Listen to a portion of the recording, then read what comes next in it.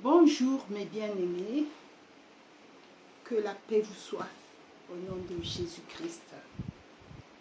Merci Père pour ces moments, merci de toujours me donner l'occasion de partager ta parole. Que ton nom soit loué, sois le centre Seigneur de ce moment. Nous te rendons grâce Saint-Esprit car tu es le Tout-Puissant, tu es le Très-Haut, il n'y a pas de puissance qui peut se mesurer à toi. Tu as tout créé, tu es Dieu. Merci Père. Au nom de Jésus-Christ, nous te prions. Amen. Aujourd'hui, je veux partager avec vous le Père personnifié en Jésus-Christ, notre Seigneur et notre Sauveur. Merci Seigneur. En nous basant sur les paroles du Seigneur lui-même. Je pense que le Saint-Esprit va vous donner quelque chose, que ce que moi je reçois, je le partage, parce que le Seigneur veut que nous partageons ce qu'il nous donne. Et quand je vous donne, moi aussi je reçois davantage. Et cela me bénit. Et donc je rends grâce à Dieu de me donner l'occasion de partager ce qu'il me donne. Nous allons lire aujourd'hui le passage de Jean 14. Et cela m'a énormément rempli et béni, et je souhaite que vraiment le Saint-Esprit vous communique ce qu'il m'a donné, et même plus qu'il vous donne au-delà, afin que vous puissiez être une source de bénédiction sur la terre pour beaucoup de personnes aussi. Voilà, soyez bénis. Ici, nous trouvons avec le Seigneur et ses disciples. Et pendant que le Seigneur est en train ils avaient déjà mangé, et pendant le repas, ils avaient célébré le repas du Seigneur. Et là, ils sont presque vers la fin du repas. Et le Seigneur continue à les exhorter, à leur parler des choses qu'ils n'avaient pas soulevées jusque-là, pendant tout le temps qu'il était avec eux. Il enseignait avec les paraboles, il partageait beaucoup de choses sur la graine, sur les semences, et il les a envoyés participer à son ministère. Ils ont exercé le pouvoir du nom du Seigneur Jésus-Christ en délivrant. Ils sont vraiment rentrés dans le ministère du Seigneur sans pour autant être eux-mêmes remplis du Saint-Esprit, mais ils ont travaillé sous l'autorité du nom de Jésus-Christ, et étant donné que le Seigneur leur avait légué son autorité, le Saint-Esprit est passé et a travaillé avec eux, est passé sur eux et les a utilisés. C'était l'avant-goût de leur appel, de ce que les apôtres devaient faire après le départ du Seigneur. Et donc ici, nous nous trouvons avec les apôtres et le Seigneur qui est en train de leur parler des choses très importantes cette fois-ci, et il leur fait comprendre, il dévoile le Père, il leur fait comprendre que le Père et lui sont un. C'est extraordinaire de voir comment les disciples n'arrivaient pas à comprendre ce qu'ils disaient, mais aussi par rapport aux apôtres, nous voyons le Seigneur en train de nous parler, parce que si cela a été écrit, c'est pour que nous puissions être au courant, ces gens qui le disent, afin que nous puissions participer, être participants de leur vie, de leur communion avec le Seigneur, de leur intimité, de leur relation, de ces repas où ce qu'eux, ils ont vécu avec lui quand il était sur la terre, afin que nous puissions nous voir aussi dans le contexte et en train de vivre les mêmes choses, en train d'écouter le Seigneur nous parler des mêmes choses, afin que nous recevons la révélation de ce qu'il est en train de dire. Parce qu'à leur époque, eux, ils n'ont pas compris beaucoup de choses parce qu'ils n'étaient pas remplis du Saint-Esprit, mais nous qui sommes après la croix, et après la plénitude du Saint-Esprit, vous allez voir que nous allons comprendre les choses d'une façon différente.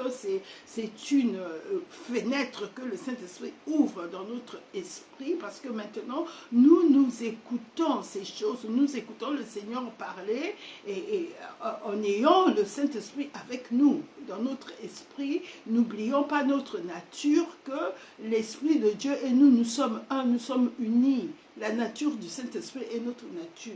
Donc nous avons la plénitude de Dieu, même si nous n'expérimentons pas encore tous les domaines spirituels que nous avons, mais c'est le Saint-Esprit justement au travers ces témoignages, au travers de ce que nous allons vivre en live, le Seigneur en train de nous parler, et nous allons voir que le Saint-Esprit va prendre notre esprit et va nous conduire dans une révélation du Seigneur extraordinaire.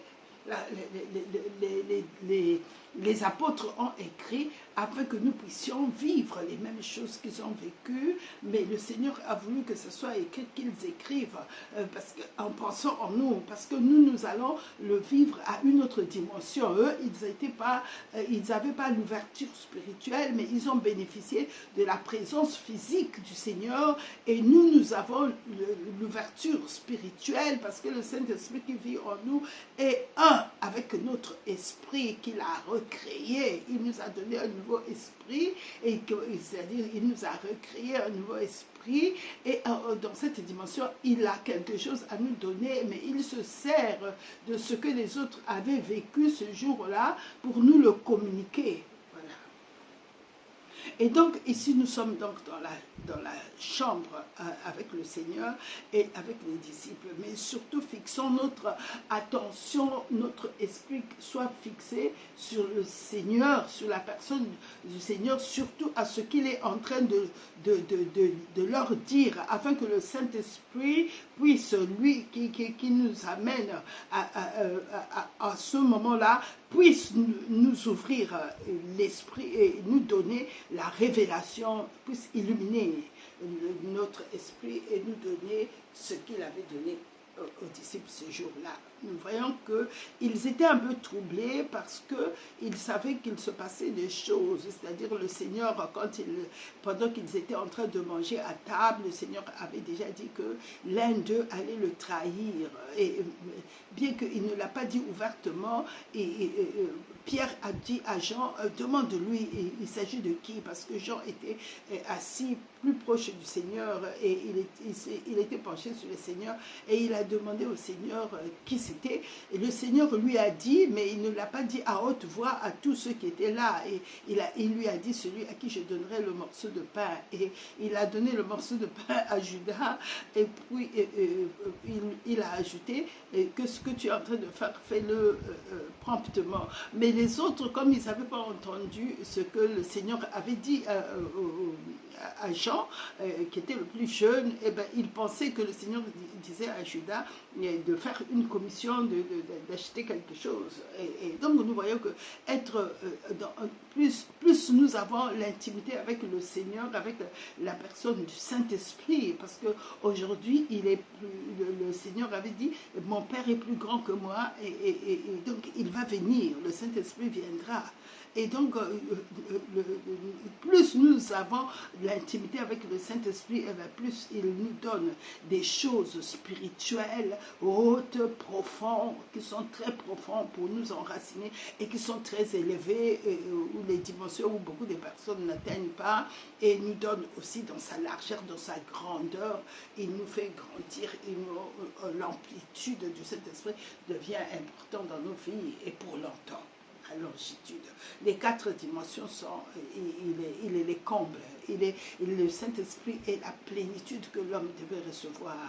Il est vraiment la plénitude de Dieu en nous. C'est ce que Dieu avait promis qu'il allait habiter en nous de nouveau, et il est venu. Et donc, quand nous réalisons, nous recherchons le Saint-Esprit, quand nous recherchons le Saint-Esprit, eh ben, nous recherchons la plénitude de Dieu en nous. Il est toute la plénitude de Dieu en nous, car en lui habite corporellement.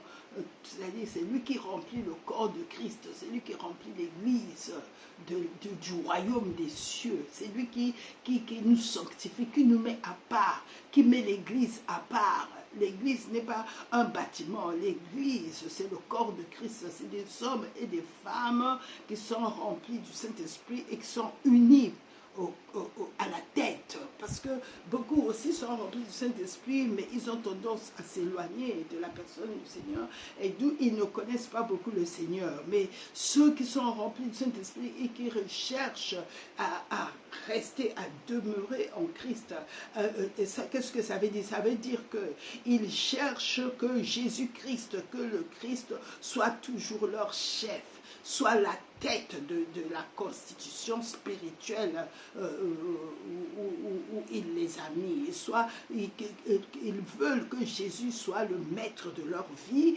Jésus soit le chef, le Seigneur de leur vie, et Jésus soit, le Christ soit la direction, celui qui conduit leur vie. À ceux-là, le Saint-Esprit vient, il les remplit de sa plénitude, de sa puissance, et de la révélation de Dieu qui est Dieu. Et quand ils connaissent qui est Dieu, c'est le miroir que le Saint-Esprit leur montre. C'est-à-dire, le Saint-Esprit, au début, nous pensons que nous voulons connaître Dieu. Mais en fait, quand nous avons cette envie que le Saint-Esprit met en nous de connaître Dieu, le Saint-Esprit vient nous révéler qui est Dieu. La révélation de Dieu est notre révélation. Tel il est, tel nous sommes aussi.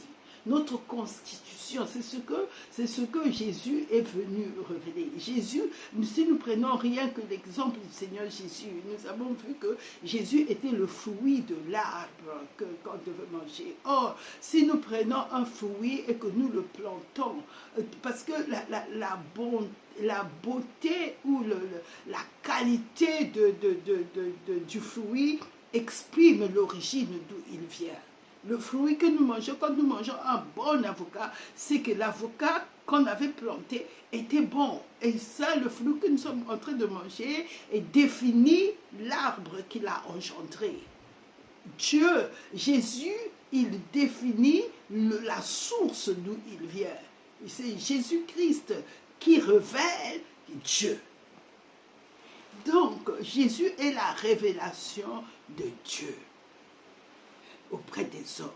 Et si Jésus est la révélation de Dieu, donc il est très important que nous soyons connectés au Saint-Esprit, parce que Jésus, il est venu révéler Dieu, et nous lisons ça dans Jean 1, et c'est le Seigneur lui-même qui parle de ça. Quand le Seigneur parle de la révélation de Dieu, il dit ceci.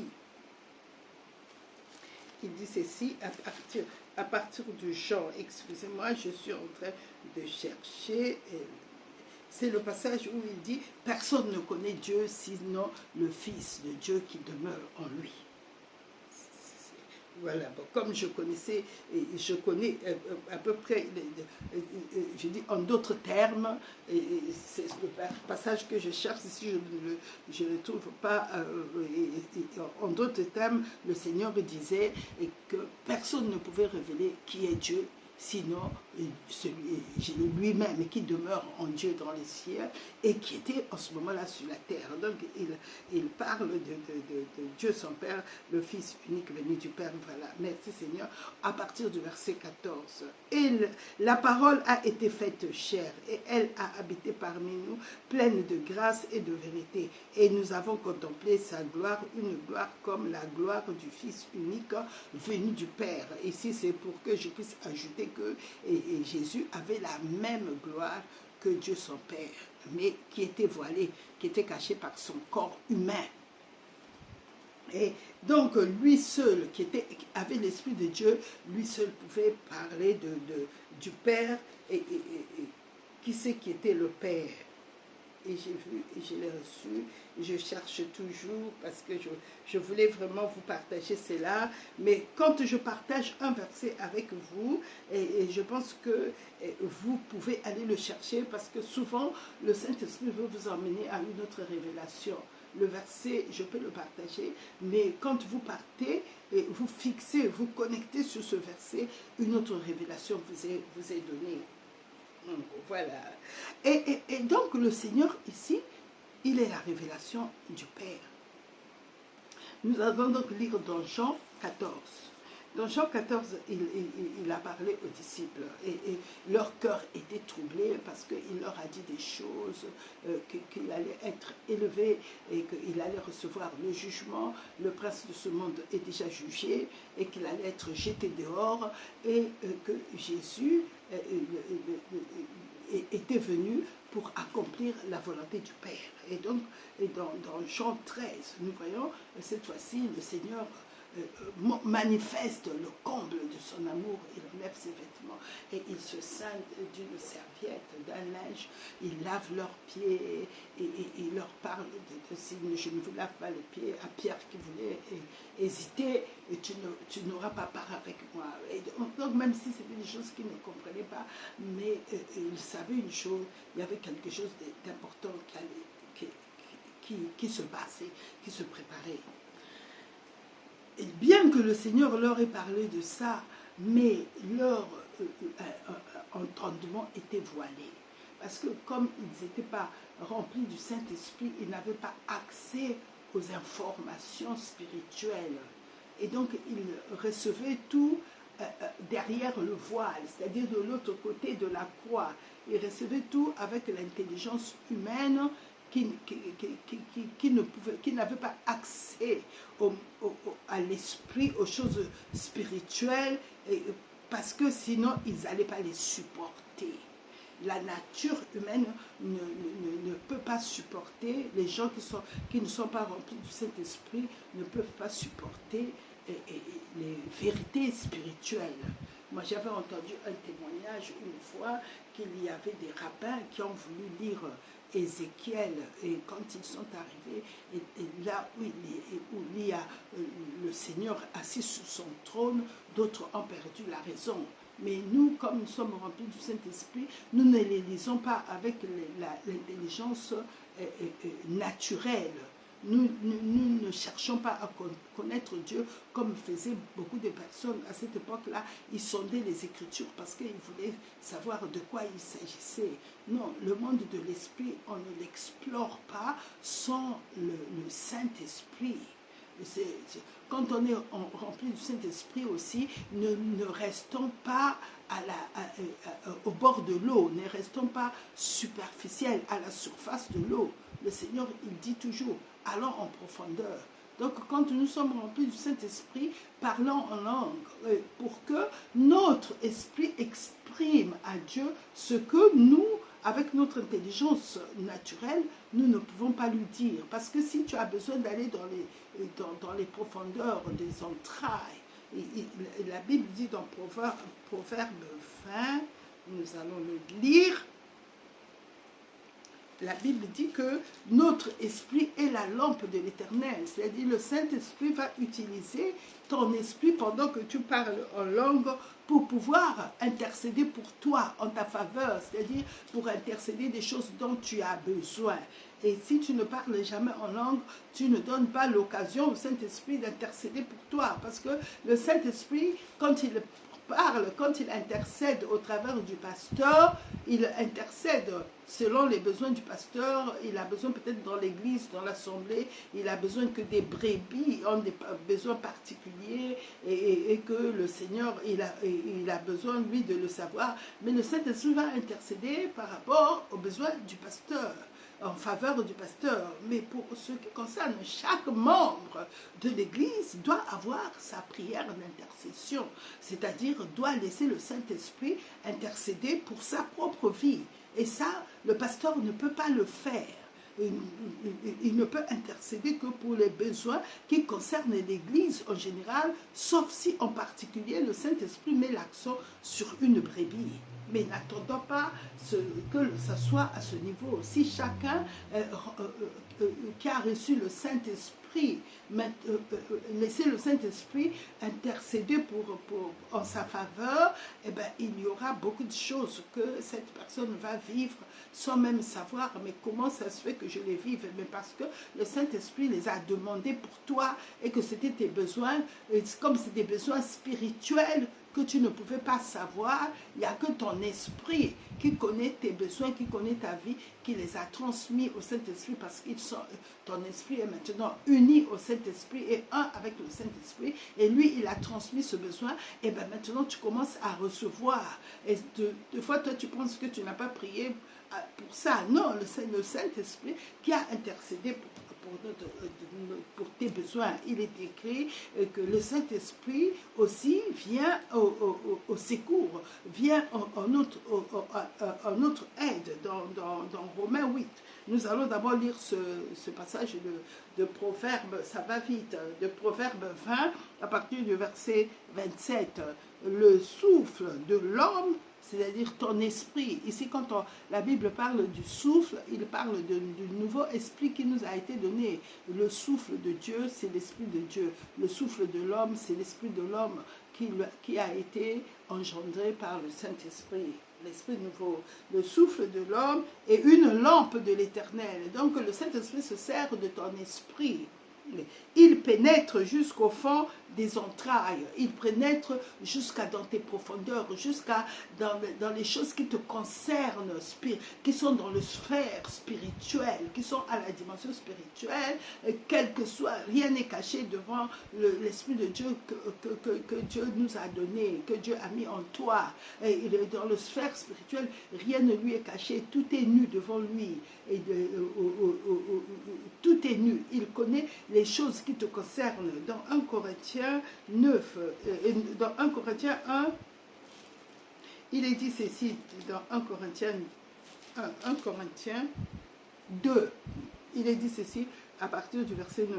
Mais comme il est écrit, ce sont des choses que l'œil n'a point vues, que l'oreille n'a point entendues. C'est-à-dire qu'ils ne sont pas au niveau de ton âme et au niveau de ton intelligence humaine et au niveau de ton corps. Même si tu essaies de réfléchir profondément, ces choses-là, tu n'auras pas accès parce que notre âme et notre esprit sont deux domaines différents, d'où notre âme aussi et notre corps, deux domaines différents, bien que unis dans un seul corps. Tu es un seul corps, mais en toi, il y a trois dimensions. Il y a la dimension de l'esprit qui a toujours accès au ciel, accès à Dieu. Et si tu développes beaucoup, tu parles beaucoup en langue, c'est-à-dire si tu t'édifies beaucoup, tu t'édifies, si tu te construis beaucoup, tu manques cette construction-là va te donner l'ouverture à un moment donné. Ton esprit va avoir beaucoup plus le regard de Dieu.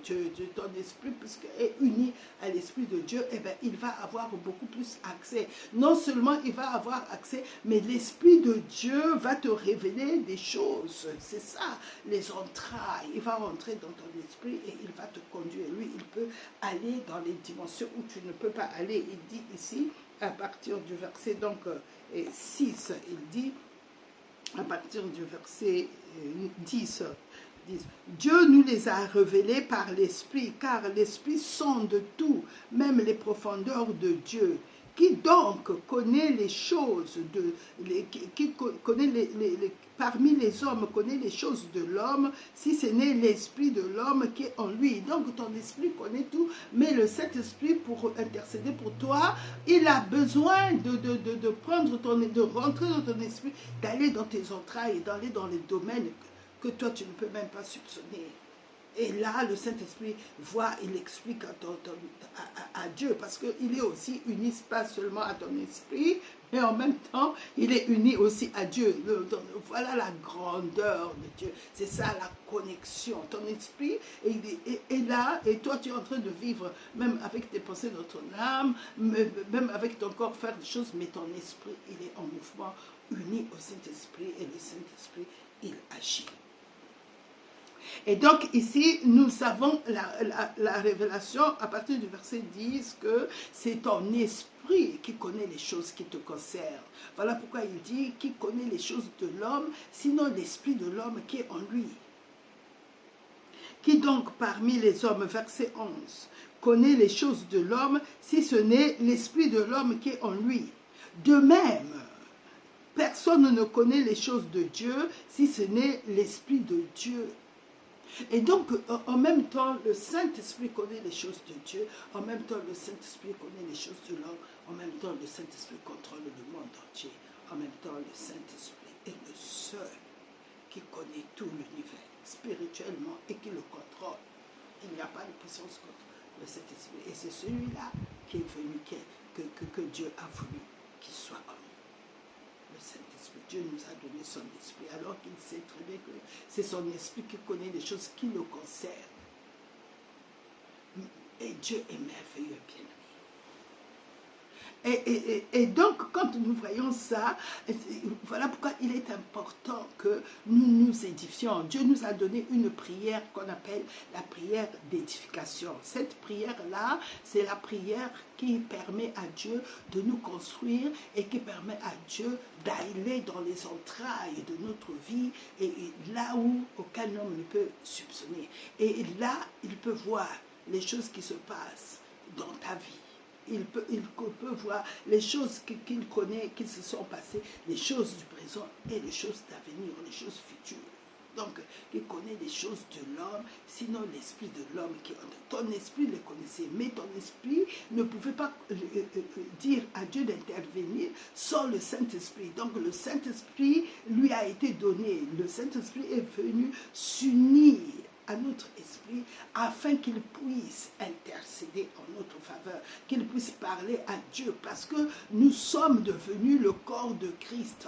Et comme nous sommes devenus le corps de Christ, il est important pour Dieu de construire l'Église. Le corps de Christ, c'est l'Église. Et donc, à partir de ce moment-là, le Saint-Esprit nous a donné un nouveau esprit et il prend soin de l'Église en allant dans les profondeurs, dans les entrailles, parce qu'il va de la vie du corps de Christ, de l'Église.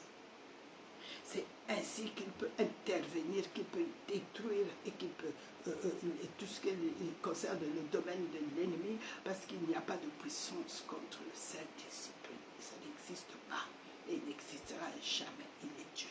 C'est en ça qu'il est Dieu. Et alors, à partir de ce moment-là, il peut édifier l'Église, il peut construire l'Église, il peut bâtir. Et Dieu demande notre participation, c'est-à-dire notre édification. Voilà pourquoi Pierre exhortait les chrétiens, il disait, et vous-même, comme des pierres vivantes, puisque nous sommes devenus des pierres vivantes. Nous portons la vie de Dieu. Jésus est la véritable pierre angulaire et nous, comme nous sommes en Jésus, nous sommes des pierres vivantes. Et vous-même, comme des pierres vivantes, édifiez-vous. Parlez en langue constamment. Soyez dans l'esprit, laissez le Saint-Esprit intervenir constamment, continuellement dans votre vie, quel que soit le domaine. Édifiez-vous vous-même. Il n'a pas dit que le Saint-Esprit vienne, il te saisit, il te met en transe, et puis tu commences à parler en langue. Non, non, non, non, non. Édifiez-vous vous-même. Ça veut dire, parle toi-même en langue. Le Saint-Esprit, il te donne l'information. Il te donne envie. L'information peut venir en ayant envie. Il faut que je parle en langue, il faut que je parle en langue. Mais l'information peut venir aussi. Tu commences à entendre que ton esprit commence à parler en langue alors que tes lèvres ne bougent pas. Toi, tu parles en langue. En ce moment, ça veut dire, rejoins-moi, c'est urgent, rejoins-moi. Le Saint-Esprit est en train de faire appel, de t'appeler, rejoins-moi. Deux fois quand tu es en public avec les gens, lève-toi, dis excusez-moi, comme si tu allais aux toilettes et là-bas, lâche-toi. Laisse le Saint-Esprit. Ça veut dire qu'en ce moment-là, il veut agir et il a besoin de ton consentement. Voilà le but pour lequel nous avons été remplis du Saint-Esprit. C'est afin de laisser Dieu agir, afin que nous soyons des acteurs du royaume des cieux sur la terre. Et donc, ici, nous voyons cela, le Saint-Esprit nous a été donné, donc ce langage-là, ça s'appelle un parler en langue d'édification. Ça n'a rien à voir avec le parler en langue qui est prophétie.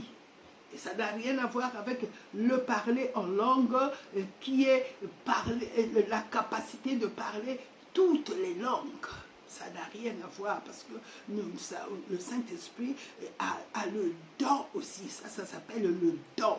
Et ça, ce n'est pas pour l'intercession. Souvent, le don des langues, souvent c'est pour les prophéties, c'est pour prophétiser. afin que quelqu'un puisse l'interpréter, parce qu'il n'existe pas de langue sur la terre qu'on ne peut pas comprendre. Toutes les langues peuvent être interprétées. Et ça, c'est le don de parler en langue, de parler plusieurs langues, la capacité, Dieu donne à quelqu'un la capacité de parler plusieurs langues, de parler soit une langue, soit deux langues, soit trois langues. Et deux fois, Dieu peut utiliser, alors que les gens parlent anglais, alors que les gens parlent français, Dieu utilise ce don de parler en langue où il donne le message qui n'est pas dans le français ou dans l'anglais. C'est-à-dire qu'il n'est pas la langue parlée localement. Dieu utilise une langue qui n'est pas connue dans le milieu et en ce moment-là, il y aura une interprétation. Et pourquoi? Parce que le message vient de Dieu aux hommes. C'est une prophétie, ce n'est pas une prière. La prière, ça, le Saint-Esprit l'utilise. Il parle de la personne à Dieu. Ça, c'est le parler en langue qui est l'édifice, qui bâtit l'édifice. Ça veut dire le Saint-Esprit est en train de parler de la personne vers Dieu. C'est une prière. Donc, ce parler en langue, c'est un parler d'édification. Personne ne le comprend parce que ce sont des mystères qui concernent la personne ou l'Église ou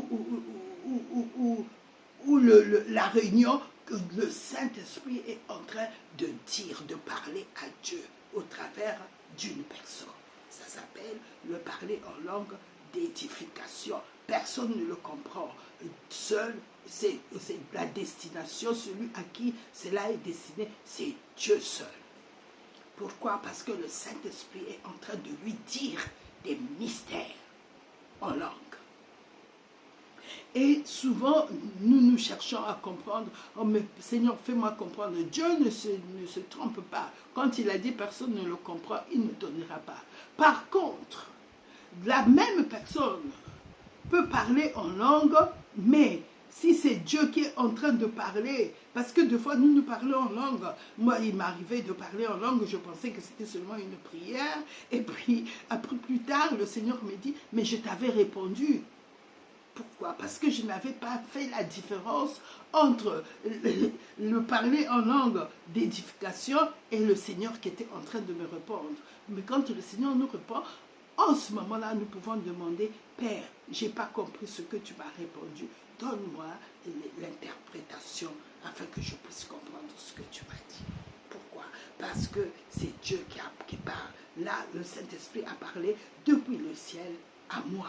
Et là, ça m'était destiné, je demande, et là, le Seigneur peut me donner l'explication, c'est-à-dire l'interprétation. Alors, donc ici, il est très important que nous comprenions que le Saint-Esprit nous a été donné afin qu'il puisse opérer dans notre vie, parce que nous sommes le sanctuaire de Dieu. Nous sommes celui en qui il habite, c'est son sanctuaire et il opère et à partir de nous, à partir de son sanctuaire, à partir de la maison qu'il a construite. Jésus était venu parce que la maison était tombée, il a dit détruisez cette maison, ce temple, en 3 jours je le releverai. Et en 3 jours, il a relevé le temple. Aujourd'hui, quiconque donne sa vie à Jésus-Christ, Dieu le bâtit sur Jésus-Christ qui est la pierre angulaire de l'Église et il le construit. Et il a dit dans Matthieu 16, les portes des séjours des morts ne prévaudront point contre mon Église, mais à cause de la présence du Saint-Esprit.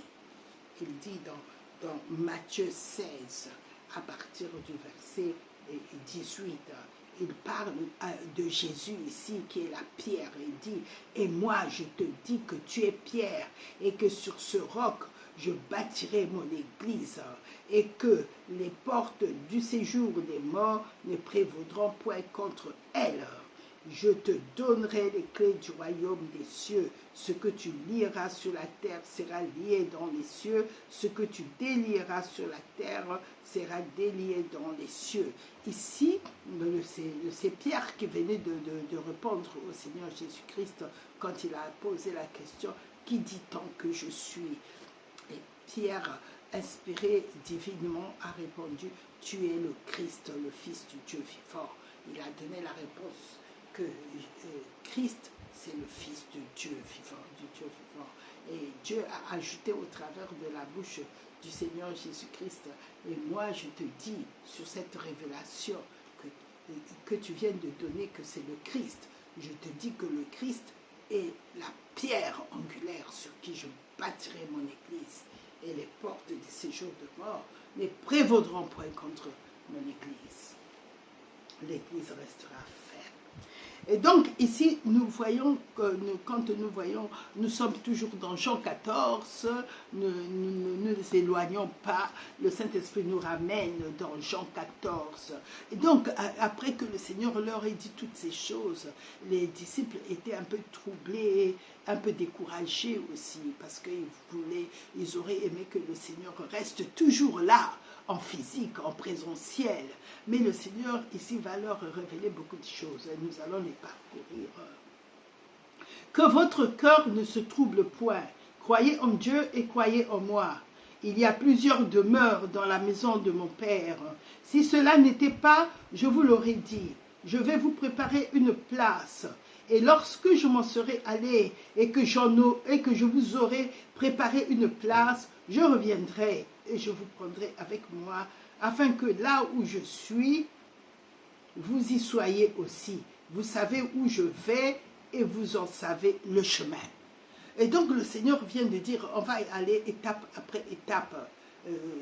C'est presque une étude, voilà, disons-nous cela, on va faire presque une étude, bien-aimés.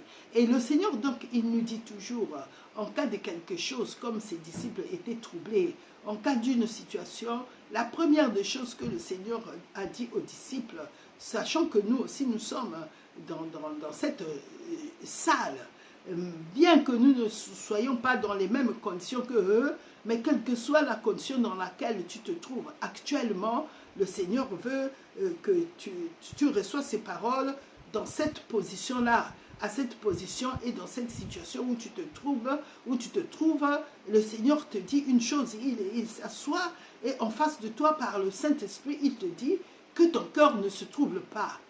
Crois en Dieu et crois aussi en moi. Crois en ce que Dieu est pour toi et crois aussi en moi. Et il dit ici que le Seigneur, quand il est parti, c'était pour nous préparer une place dans les cieux. Mais tout en nous disant cela, qu'il était parti pour nous préparer une place, il veut nous faire comprendre que nous sommes en Dieu avec lui. Nous sommes dans un cadre, voilà. Nous sommes dans un cadre spirituel et qui ne permet pas qu'on puisse être troublé. Et que quand Jésus nous a sauvés, quand nous nous sommes retournés au Seigneur Jésus-Christ, et qu'il nous a mis en lui. Et en lui, c'est un cadre. Même si physiquement, il n'est pas là, il est parti préparer le royaume de Dieu comme un époux dans le peuple juif. L'époux partait toujours. Quand il rencontrait la femme, il commençait maintenant à construire la maison où la femme devait être amenée, où l'épouse devait être amenée. Et ici, c'est un peu dans ce cadre-là. Nous avons donné notre vie au Seigneur Jésus-Christ mais il dit que je ne vous ai pas abandonné sur la terre comme ça et que vous n'êtes pas seul, tu n'es pas seul. Toutes les étapes que tu es en train de traverser, mon esprit est avec toi et je les vois. Et par le Saint-Esprit, Dieu voit tout ce qui se passe sur la terre. Rien ne lui est caché de nos situations. Mais Jésus a déjà remporté la victoire sur ces situations. À partir du moment où nous nous sommes retournés vers le Seigneur Jésus-Christ, la victoire qu'il a eue sur toutes les situations des hommes. Parce que Jésus n'a pas eu ta victoire seulement. Et il n'a pas attendu que nous donnons notre vie à Dieu, à Jésus-Christ, pour avoir la victoire. Jésus-Christ est venu détruire les œuvres du diable. Avant même que nous naissions sur la terre, Jésus est venu dans le but de dégager le diable sur la terre et de lui enlever l'autorité qu'il avait sur les hommes.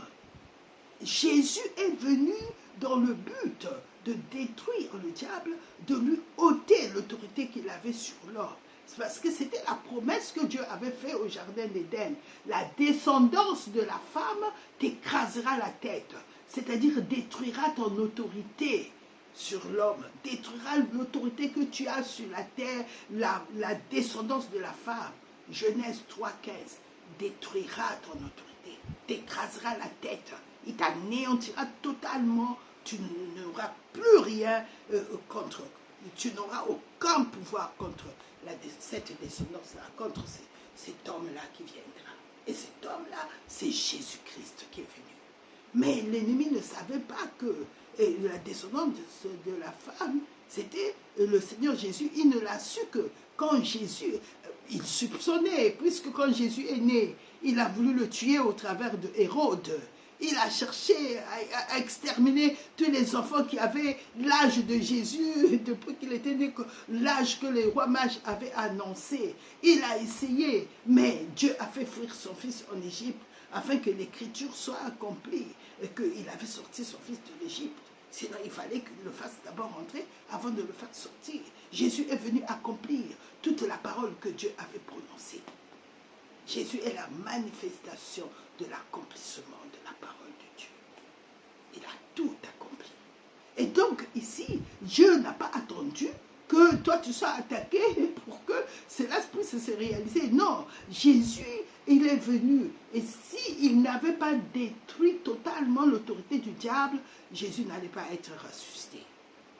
Jésus n'allait pas être ramené à la vie. Il fallait d'abord, Jésus a commencé d'abord à faire la guerre sur la terre au diable, parce que le diable considérait que la terre était sa maison. Jésus dit que quand un homme, l'homme fort, construit sa maison, est dans sa maison à l'aise, nous allons le dire dans Matthieu 11, nous allons aller étape après étape, et dans Luc 12.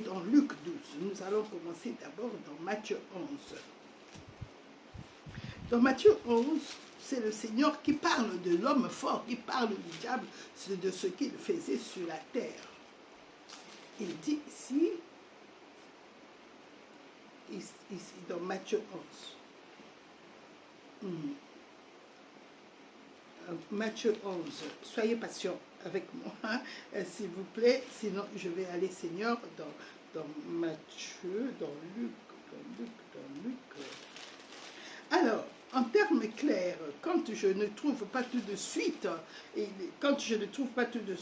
je suis obligée de vous le dire. Le Seigneur parle ici de l'homme fort. Il dit que quand un homme fort bâtit sa maison, et qu'il y ait un plus fort que lui qui vient, qu'est-ce qu'il fait? Celui qui vient, il lie l'homme fort et il pille sa maison. C'est ce que Jésus a fait. En fait, le Seigneur, il parlait de lui-même quand il raconte, et quand il dit ça aux disciples.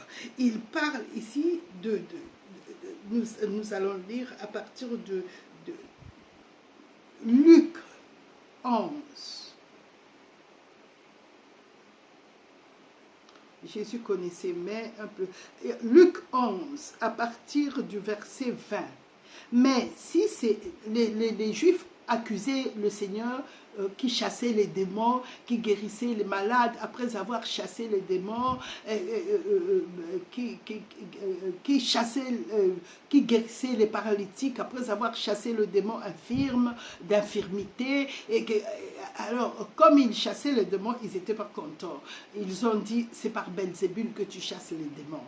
Et le Seigneur donc leur répond. Belzébul, c'était une identité qui était, je pense, que était le prince des mouches ou quelque chose comme ça. Bon, je ne m'y connais pas, moi, en ce qui concerne les démons, je m'y connais en ce qui concerne ma tête, c'est-à-dire Jésus-Christ. Et donc, ici, nous voyons, le Seigneur ne nous a pas fait l'étude des démons. Hein, nous nous arrêtons à ce qui sort de sa bouche. Et ici, il dit, mais à partir du verset 20, mais si c'est par le doigt de Dieu que je chasse les démons, le royaume de Dieu est donc venu vers vous. Lorsqu'un homme fort, c'est-à-dire le diable, il s'était montré rusé et il avait, par sa ruse, il avait rendu Adam esclave et tous les hommes. Donc les gens vivent dans des mauvaises situations parce que le diable est venu et il a volé ce que Dieu avait donné à Adam, à l'homme. Et donc ici, le Seigneur parle de cette situation. Lorsqu'un homme fort et bien armé garde sa maison, ce qu'il possède est en sûreté. Il parle ici du diable qui était venu prendre possession de la terre. Le Seigneur dit qu'il se croyait en sûreté. Mais si un plus fort que lui vient et le dompte, il lui enlève toutes les armes dans lesquelles il se confiait et il distribue ses dépouilles. Celui qui n'est pas avec moi est contre moi, et celui qui n'assemble pas avec moi disperse.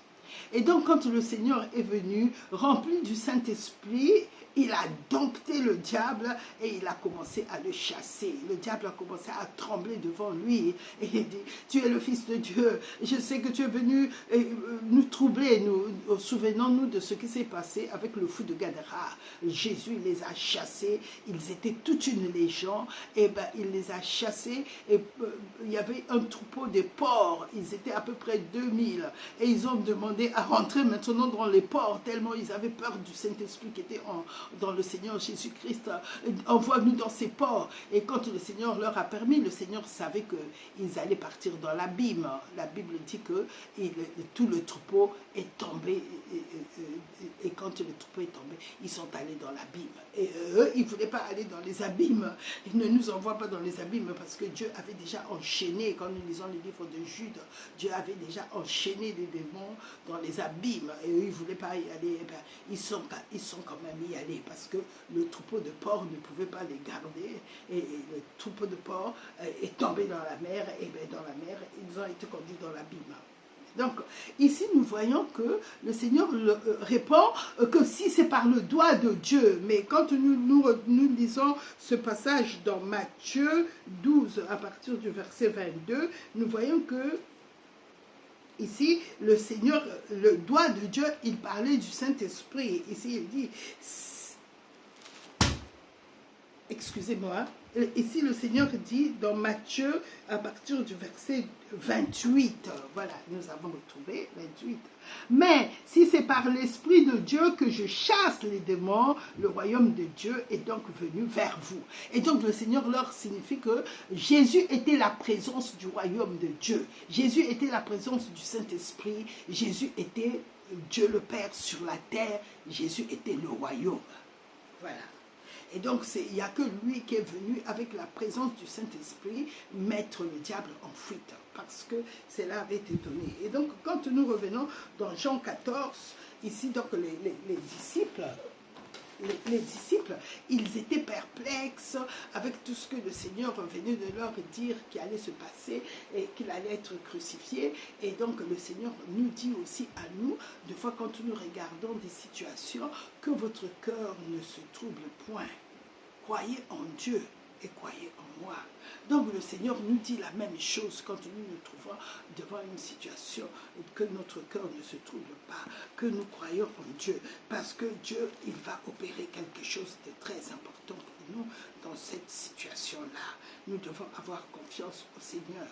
Et ici, si nous continuons, les disciples, le Seigneur les rassure qu'ils ne partaient pas pour rien et Dieu ne les avait pas abandonnés, n'allait pas les abandonner, Jésus n'allait pas se retirer pour rien, mais qu'ils partaient préparer une place afin que eux, quand ils seront accueillis en tant qu'épouse, en tant que son corps, que nous soyons dans des bonnes conditions dans le royaume. dans le royaume du Père. Ici, et il leur dit, vous savez où je vais et vous en connaissez le chemin. Mais Philippe lui dit, mais nous ne savons pas où tu vas et nous ne connaissons pas le chemin. Il dit, ici, il répond, c'est Thomas qui avait répondu au Seigneur, Seigneur, nous ne savons pas où tu vas. Comment pouvons-nous savoir le chemin? Et le Seigneur, la première chose, nous allons nous arrêter au verset 4. Vous savez où je vais et vous savez le chemin. Nous savons que le Seigneur, quand il parlait comme ça, il voulait leur faire comprendre que vous savez que je vais au Père. Je suis sorti du Père, c'est le Père qui m'a envoyé et vous savez le chemin. Et Thomas dit, nous ne savons pas le chemin. Et le Seigneur dit, je suis le chemin, d'où cette phrase excellente, je suis le chemin, la vérité et la vie. En même temps, le Seigneur leur parlait des choses spirituelles, mais en même temps, il était conscient aussi qu'il parlait aux hommes naturels qui n'étaient pas encore remplis du Saint-Esprit. Donc, quand il répond, je suis le chemin, même s'ils ne comprenaient pas ce qu'il voulait dire, et je suis le chemin, je suis la vérité et je suis la vie. Et le Seigneur ici, quand il a parlé un langage naturel qui était pourtant spirituel, mais il a simplifié les choses. Mais nous allons voir qu'au fur et à mesure que nous allons progresser, les choses spirituelles pour nous vont apparaître. Et si pour nous, nous prenons cela au verset 6, je suis le chemin, la vérité et la vie. Ici, nous ne pouvons peut-être pas encore comprendre pourquoi le Seigneur dit je suis le chemin. Et je suis le chemin parce que il a dit dans Jean 6, nul ne peut venir au Père que par moi. Et que vous avez mangé le pain, vos pères ont mangé le pain dans le désert, mais qu'il était le véritable pain qui est descendu du ciel et que les hommes devaient manger de ce pain-là. Et beaucoup, quand ils ont compris qu'il parlait du corps et du sang, ils n'ont pas réalisé que le Seigneur, il n'allait pas leur demander à devenir cannibales, c'est-à-dire à manger son corps plein de sang. Non. Mais le Seigneur a fait devenir son corps, il l'a ramené à l'état naturel. C'est le jour où il a dressé la table de la communion. Il a pris le pain, parce qu'il s'agissait du pain qu'ils avaient mangé dans le désert. Mais eux, ils n'avaient pas compris qu'ils mangeaient quelque chose de spirituel, qu'ils mangeaient quelque chose qui n'était pas naturel. La manne n'était pas quelque chose de naturel. C'était le pain qui descendait du ciel. Mais eux, ils considéraient ça comme un gâteau, qu'est-ce que c'est, comme quelque chose de naturel. Et ils recherchaient ça, ils redemandent ça au Seigneur Jésus-Christ dans Jean 6. Nos pères ont mangé du pain dans le désert, est-ce que tu peux nous donner encore ce pain? Mais le pain du désert, bien qu'il était spirituel, il descendait du ciel, eux, ils ne le comprenaient pas comme ça. Et c'est ce que le Seigneur a voulu leur faire comprendre dans Jean 6, que ce que vous avez mangé n'était que le type et l'ombre de ce que mon Père va vous donner. Et que le véritable pain, c'est moi qui va être émietté. Parce que même les disciples, la Bible dit que les disciples n'avaient pas compris ce repas où le Seigneur avait multiplié le pain. Et le miracle de la multiplication du pain, c'est le Seigneur qui va être coupé en plusieurs, qui va se multiplier, qui va être dans plusieurs personnes maintenant. Le Saint-Esprit va venir en plusieurs personnes. Le Père va être vivant maintenant dans chaque personne. Et nous allons recevoir la vie qui vient du ciel par Jésus-Christ seul. Il n'y a que lui, il n'y a que par lui que la vie du ciel peut descendre. La véritable vie va descendre et cette vie-là, c'est le Saint-Esprit. L'esprit, la vie impérissable de Dieu, la vie divine, car en lui habite toute la plénitude de la divinité. Eux, ils recherchaient toujours les choses naturelles, les choses naturelles. Dieu veut que nous cherchions les choses qui sont spirituelles, parce que les choses spirituelles redonnent la vie à l'homme. L'ennemi, il a fait manger, il a amené l'homme dans le naturel afin que l'homme puisse pécher contre Dieu. Mais Dieu avait dit à Adam, mange le fruit de l'arbre de vie pour l'amener dans le spirituel, pour l'amener à la nature de Dieu, pour concrétiser la nature de Dieu en lui. Le diable a voulu amener l'homme dans le naturel. Dans le naturel, il n'y avait que le bien et le mal.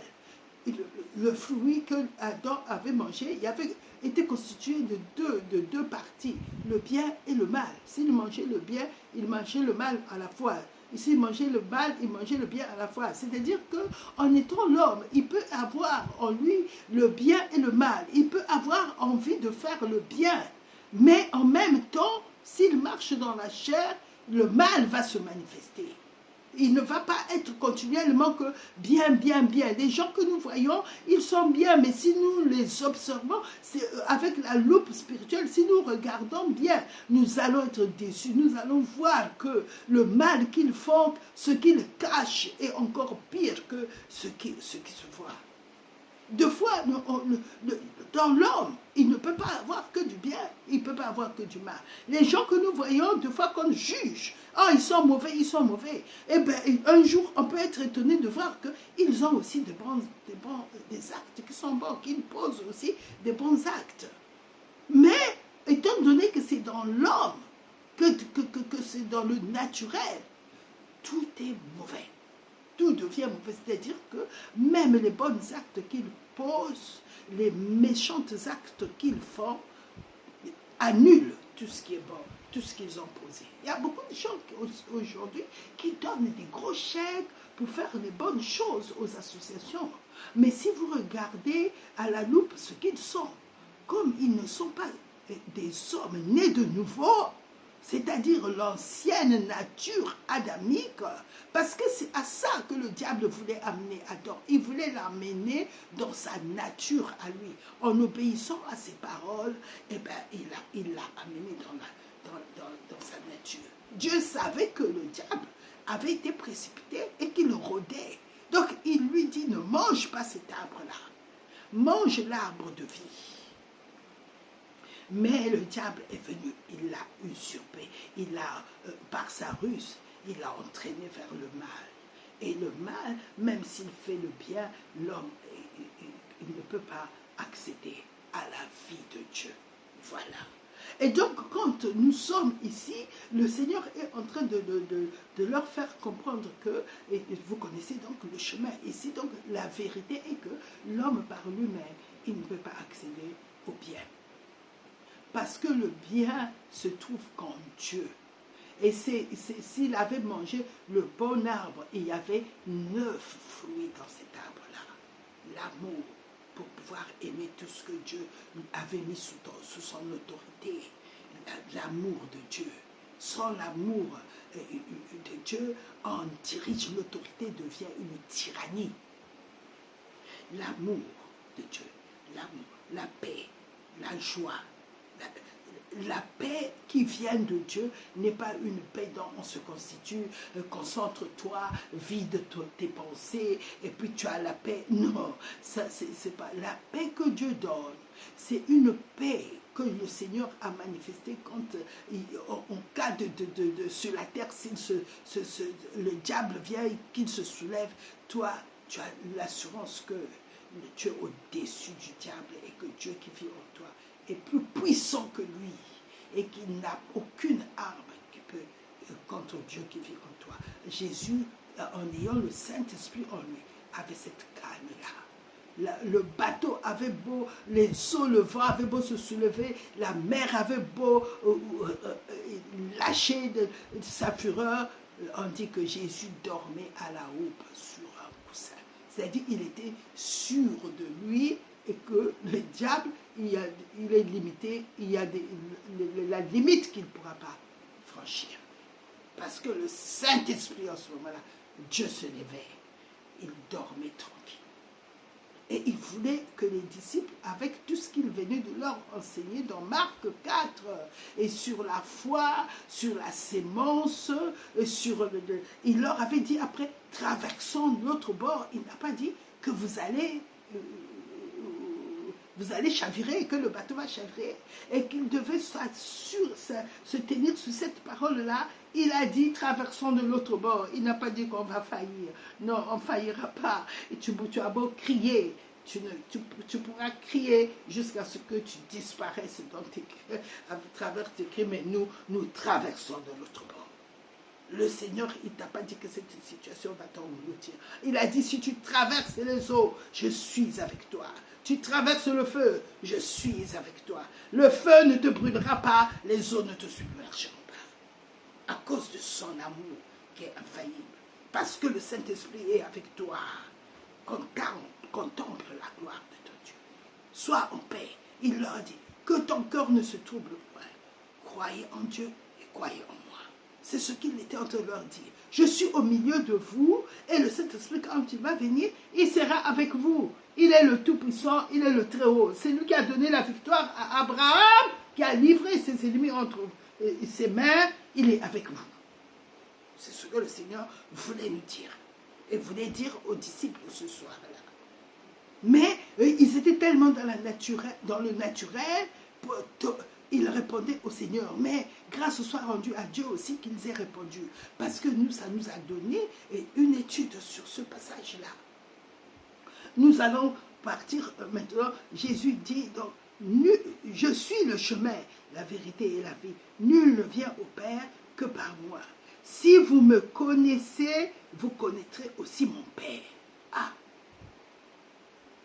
Il est en train de leur dire ici, si vous m'avez vu, et dès maintenant, vous le connaissez et vous l'avez vu. Mais les disciples, ils n'avaient pas cette dimension-là que toi et moi qui sommes remplis du Saint-Esprit, nous avons. Le Seigneur est en train de nous dire que celui qui connaissait le Seigneur Jésus-Christ, celui qui l'avait vu calmer le vent, celui qui l'avait vu calmer la mer et qui a amené le bateau de l'autre bord, celui qui l'avait vu avait vu Dieu agir. Ce que nous avons vu dans notre vie, chaque fois que Dieu est intervenu, le Saint-Esprit est intervenu, mais c'est Dieu qui intervient dans nos vies. Il voulait faire comprendre au Seigneur que vous connaissez déjà Dieu. Jésus est venu révéler Dieu le Père, parce que les disciples vivaient sous la loi. Dieu était distant pour eux. Ils avaient un Dieu distant dans leur intelligence. Un Dieu qui avait donné la loi. Personne ne pouvait s'approcher de Dieu. Pour eux, même quand ils voyaient le Seigneur faire des choses, nous voyons Pierre venir s'agenouiller quand Jésus lui a dit, jette ton filet. Et Pierre dit, j'ai péché toute la nuit, je n'ai rien eu. Jésus dit, jette ton filet. Il dit, ben, puisque tu me dis de jeter le filet, sur ta parole, je vais jeter le filet. Et quand il a jeté le filet, les poissons sont venus. Il n'arrivait plus, le filet même a commencé à se déchirer. Il a dit, non, ça c'est pas un homme ordinaire. Il est allé s'agenouiller. Et retire-toi de moi, je suis un pécheur. Il a su en ce moment-là que cet homme-là, depuis que je l'observe, il dit aux gens, il vous a été dit, dent pour dent, œil pour œil. Mais moi, je vous dis, bénissez ceux qui vous maudissent, pardonnez à vos ennemis. Il a un enseignement, une doctrine qui ne ressemble pas à ce que les pharisiens nous prêchent. Cet homme-là, maintenant, il me dit, toute la nuit, il n'y avait pas de poisson ici. J'ai jeté mon filet, je ne sais pas, 100 fois. Et lui, il me dit, jette ton filet. Les poissons ont entendu son mot, sa parole. Ils sont venus dans mon filet. Ce n'est pas un homme ordinaire. Dieu est en lui. Il est allé se jeter à ses pieds. Et nous aussi, des fois, nous sommes dans des situations. Mais le Seigneur, il nous dit, vous m'avez vu, vous avez vu Dieu le Père. Celui qui m'a vu a vu Dieu le Père. Et le Seigneur veut nous faire comprendre aussi à nous que que nous devons marcher comme lui-même il a marché. Quand il était sur la terre, il faisait toujours attention à Dieu qui était avec lui. C'est parce que il était conscient de la présence de Dieu qui était avec lui, du Saint-Esprit qui était avec lui, qu'il a pu surmonter toutes les situations qu'il a traversées pour accomplir sa mission. C'est parce qu'il était conscient que le Saint-Esprit qui était venu avec lui, c'était Dieu le Père, qu'il a pu dire ça aux disciples, que celui qui m'a vu a vu le Père. Le Seigneur veut que nous aussi, nous soyons conscients du Seigneur Jésus-Christ qui est avec nous. Parce que lui, il avait reçu l'Esprit, mais l'Esprit, c'était Dieu le Père. Mais nous aussi, en recevant Jésus, nous avons reçu le Saint-Esprit. Nous devons être conscients que le Saint-Esprit qui est avec nous, c'est le Seigneur qui est avec nous. Et le Seigneur qui est avec nous, il ne nous abandonne pas. Il ne nous laissera pas dans des situations. Le Saint-Esprit, il était le Tout-Puissant. Il est venu utiliser le Seigneur Jésus. Le Saint-Esprit, il est le Tout-Puissant. Il est venu habiter avec nous. Il faut que nous soyons conscients que la même puissance qui était avec le Seigneur Jésus, le même Dieu, quand il a dit « Celui qui m'a vu a vu le Père », il a dit que tout ce que vous ferez en mon nom, je le ferai. Tout ce que vous demanderez en mon nom, je le ferai, afin que Dieu le Père soit glorifié au travers du Fils. Nous sommes maintenant le corps du Fils. Nous sommes maintenant le Fils. Tout ce que nous demanderons à Dieu le faire, tout ce que nous ordonnerons, au nom de Jésus-Christ, le Saint-Esprit a promis, je le ferai. Comme je l'ai fait avec le Seigneur Jésus, je le ferai avec vous. Tout ce que vous ordonnerez. Mais nous devons être conscients que la puissance du Saint-Esprit, le Saint-Esprit qui est avec nous, il est le Très-Haut, il est le Tout-Puissant, que le diable n'a aucun pouvoir sur lui et que le diable ne peut rien contre lui. Il faut que nos yeux soient conscients du pouvoir que nous possédons. Il faut que nous soyons conscients de la puissance qui habite avec nous. Parce que ce qui a donné le zèle au Seigneur Jésus quand il était sur la place, il connaissait Dieu son Père. Il connaissait qui était le Saint-Esprit.